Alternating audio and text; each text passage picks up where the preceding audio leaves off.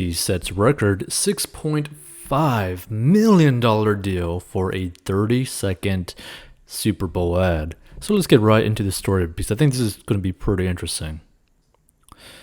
So NBC Universal said it had recently sold 30-second ads for Super Bowl LVI for a record $6.5 million each, meaning people spent $6.5 million each for 30 seconds on a Super Bowl ad. And here's the thing that I never understand, right? Because if you were to compare the Super Bowl view, the views, compared to, let's say, someone like a Mr. Beast who gets 50 million views of video, imagine if one company simply spent even a portion of this to be sponsored throughout the video of Mr. Beast, right?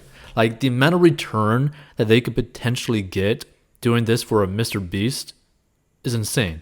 I just never understood, right, when it came to the Super Bowl, why the hell do these companies, these massive companies, spend this amount of money on a Super Bowl ad, right? It just is so stupid that is actually comical, right?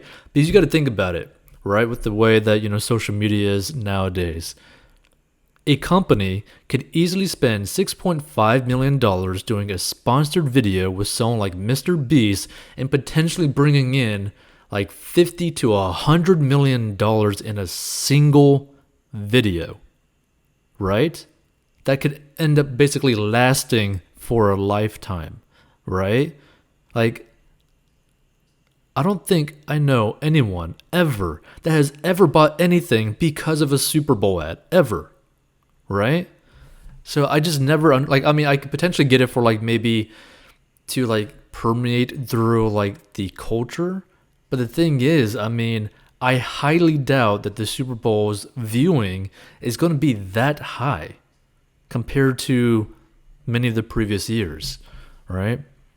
So NBC Sports Advertising Sales Chief Dan Lovinger told reporters on a call Wednesday that inventory for NBC's coverage of Super Bowl LVI on February 13th, 2022 is essentially sold out. With only a few slots left, he noted that the network is purposely holding them back as it is on the hunt for hefty deals to sell out the big game. We have seen demand exceed our remaining inventory available, but we have obviously been fairly choosy and are working with that inventory to make the most of it, Lovinger said. The exec noted that spots have sold for as much as $6.5 million for 30 seconds, which buys also including a matching investment in other NBC Universal events like the Winter Games. But again, I still don't understand what is the return on investment for these companies. What are they actually getting for a return? Because here's the thing, I feel like almost anyone could end up spending $6.5 million and having a better return than any of these companies. So for the Super Bowl, it's a marked change from last year's big game when viewership was hampered by the coronavirus pandemic. Super Bowl LV, which aired on Viacom CBS network CBS, booked rates of $5.5 million for 30-second commercials, down from the previous year's rate of $5.6 million. Still, as a whole, Super Bowl LV generated a record $545 million in ad revenue, according to research firm Kantar. That haul is in spite of lackluster ratings of 92 million tuned in when compared to the 98 million who watched in 2019. See, okay, so they actually say it, right? So 92 million. The thing is, I don't think it's going to be more than 100 million this year, right? And the thing that's very interesting, right? Because again, I mentioned Mr. Beast, right?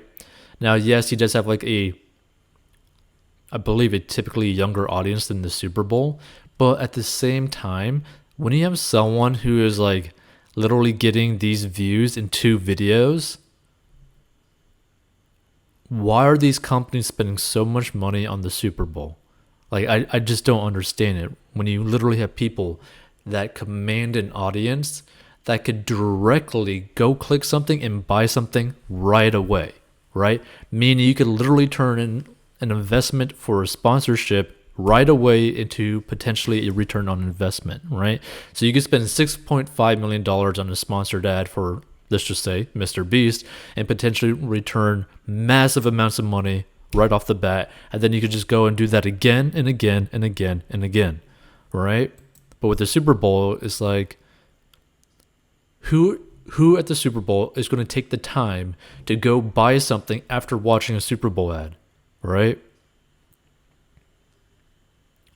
So many longtime advertisers like Ford, Olay, and Avocados from Mexico passed on advertising in last year's game, citing the difficulty striking the right tone as the country was plagued by the coronavirus pandemic, social and political unrest, and record unemployment. But with vaccine rates up and businesses reopening, the country's mood is brightening even though COVID is far from over and advertisers are back to spending. Meanwhile, NBC's Lovinger also said advertising for the 2022 Beijing Winter Olympics, which is scheduled to kick off on February 4th, is at near sellout levels. The Super Bowl will overlap with the Winter Olympics for the first time ever. Now that is a good thing for NBC as advertisers are looking to attract the most eyeballs as possible and are looking for the biggest bang for their buck. And the network could use a lift after the Tokyo Summer Olympics, which has been delayed a year due to COVID. So hampered by the delay, COVID restrictions that eliminated fans from attending the games in a series of high-profile athletes dropping out of the competition, the event drew the lowest TV ratings ever with just 15.5 million since NBC nabbed the US media rights 33 years ago. As a result, the network scrambled to schedule make goods or extra commercial time for jilted advertisers following the low ratings. Lovinger said that the remaining ad slots for the Beijing Games would be evaluated on a case-by-case basis, adding that advertisers have unprecedented opportunity to place campaigns in the Super Bowl and Olympics in the same buy. But again, feel free if you stumble upon this to give your thoughts as to why do these companies spend so much money on advertising for the Super Bowl when, in comparison to so many other options out there, they could literally just make way more money, right? They could just make a huge amount of returns doing pretty much anything. Like, imagine if they spent like $6.5 million on like YouTube ads or Google ads or Facebook ads or Instagram ads, right? They can make so much more of a return going that route, right?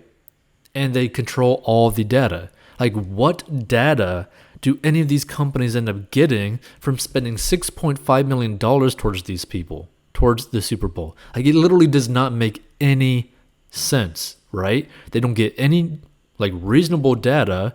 They're basically just burning $6.5 million for what, right? To build up some sort of like cultural following or something, right? Like, I don't understand it, right? Because you'd think that if you're going to spend $6.5 million, that you would do it with the plan that you're trying to sell something, right? That you're trying to increase brand awareness and sell something. So this just does not make sense, right? Like, what are you doing? Like, I don't even think that they're getting anything out of this. Feel free to give your thoughts. If you want to learn how to get out of debt, go to 40inbox.com.